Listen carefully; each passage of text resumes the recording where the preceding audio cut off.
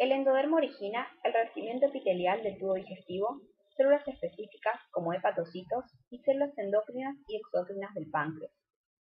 El mesodermo reviste las glándulas del estroma, músculos, tejido conectivo y componentes peritoneales de la pared del intestino.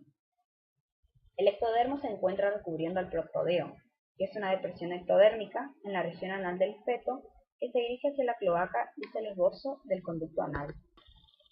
Debido al plegamiento cefalocaudal y lateral del embrión, una porción del saco vitelino revestido por endodermo se va a incorporar al embrión formando el intestino primitivo, y las otras dos porciones, que son el saco vitelino y el alantoides, van a quedar por fuera del embrión. El intestino primitivo forma un tubo con el extremo ciego y se les puede describir en 4 secciones. Intestino faríngeo, que se extiende desde la membrana bucofaríngea hasta el divertículo respiratorio y va a formar parte del intestino anterior, originando la faringe. Intestino anterior o resto del intestino anterior. Se extiende desde una posición caudal respecto al tubo faríngeo hasta la evaginación del hígado, originando al esófago, estómago, parte proximal del duodeno, hígado y vesículas biliares y también el páncreas. Hacia la 4ª semana de desarrollo aparece el divertículo respiratorio en la pared ventral del intestino anterior, en el límite con el intestino faríngeo. De forma gradual, el tabique traqueoesofágico va a separar este divertículo de la pared dorsal del intestino anterior, dividiéndolo en una porción ventral que origina el primordio respiratorio y una porción dorsal que origina el esófago. El estómago, que aparece como una dilatación fusiforme del intestino en la 4ª semana de desarrollo y durante las siguientes semanas, su aspecto y posición van a cambiar debido a un crecimiento desigual y a una rotación de 90 grados alrededor de su eje longitudinal en sentido de las agujas del reloj, también a una rotación anteroposterior. Esto crea las curvaturas mayor y menor del estómago, de manera que la parte caudal o pilórica se va a ubicar hacia arriba y a la derecha, y la parte cefálica o cardíaca hacia abajo y a la izquierda, y así asumiría su posición final. El estómago se encuentra unido a la pared dorsal del cuerpo por el mesogastrio dorsal y a la pared ventral por el mesogastrio ventral. La rotación alrededor del eje longitudinal va a tirar de este mesogastrio dorsal hacia la izquierda, que va a originar un espacio detrás del estómago y se denomina bolsa omental. El duodeno se encuentra formado por la parte terminal del intestino anterior y la parte cefálica del intestino medio. Cuando el estómago rota, el duodeno va a adquirir una forma de asa con aspecto de C y va a rotar hacia la derecha. Hígado y vesículas biliares. El primordio hepático va a aparecer en la mitad de la 3ª semana de desarrollo como una prominencia del epitelio endodérmico en el extremo distal del intestino anterior, denominada yema hepática. Esta se encuentra formada por células en rápida proliferación que van a penetrar en el tabique transversos.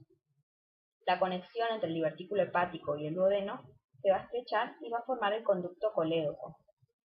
Este conducto va a formar una pequeña excrescencia ventral que va a originar la vesícula biliar y el conducto cístico. Páncreas, formado por 2 yemas, una dorsal y otra ventral, que se originan por revestimiento endodérmico del duodeno. La yema pancreática dorsal se va a encontrar en el mesenterio dorsal y la yema pancreática ventral cerca del conducto colédoco. Posteriormente, el parénquima y el sistema de conductos de las yemas pancreáticas dorsal y ventral se van a fusionar. Entonces la yema ventral va a formar la apófisis muciforme y la parte inferior de la cabeza del páncreas. El resto de la glándula va a derivar de la yema dorsal. La ventral van a formar lo que es el conducto pancreático principal. Los mesenterios son capas doble de peritoneo que van a rodear un órgano y lo van a conectar con la pared del cuerpo, denominados órganos intraperitoneales. Y los órganos que descansan sobre la pared posterior y están cubiertos por peritoneo solamente en su cara anterior se consideran órganos retroperitoneales. Y hacia la 5ª semana, la parte caudal del intestino anterior, el intestino medio y la mayor parte del intestino posterior van a quedar suspendidas en la pared abdominal por el mesenterio dorsal, que se va a extender desde el extremo inferior del esófago hasta la región cloacal y va a originar en la región del estómago al aumento mayor, región del duodeno, mesoduodeno, región del colon, mesocolon, y en la región de las asas yeyunal e ilial, el mesenterio propiamente dicho.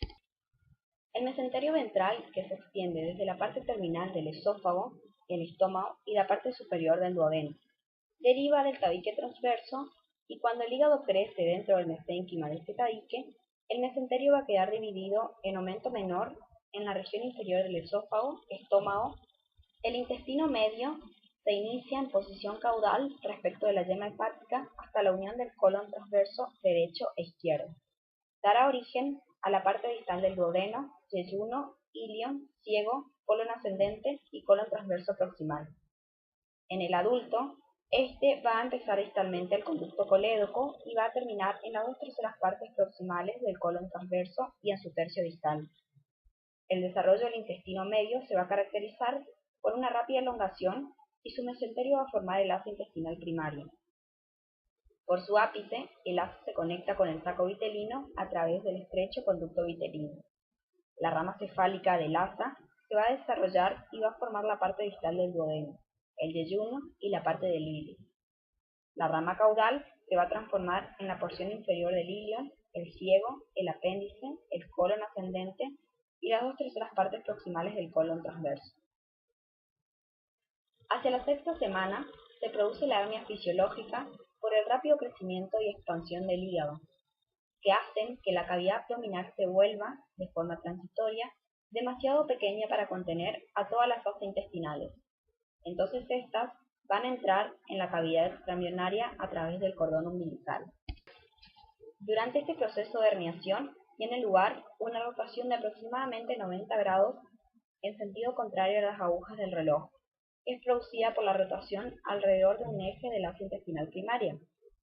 Hacia la 10ª semana se va a completar la rotación, que va a llegar a un giro de 270 grados y es cuando las asas intestinales herniadas comienzan a volver a la cavidad abdominal. La yema fecal, que aparece hacia la sexta semana, es la última parte del intestino que regresa a la cavidad abdominal.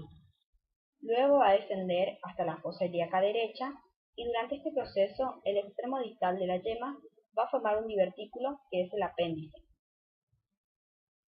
El intestino posterior se ubica desde el colon transverso distal hasta la membrana cloacal, dando origen a la porción distal del colon transverso, al colon descendente, colon sigmoideo, recto y conducto anal superior. El endodermo del intestino posterior también va a formar parte del revestimiento interno de la vejiga y uretra. La cloaca es una cavidad revestida de endodermo y su borde ventral se encuentra recubierto por ectodermo superficial. Este límite entre endodermo y ectodermo va a formar la membrana cloacal.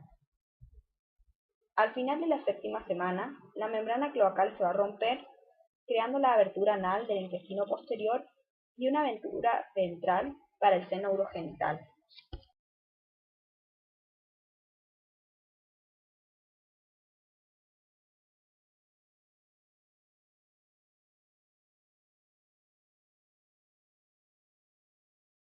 Created using Powtoon.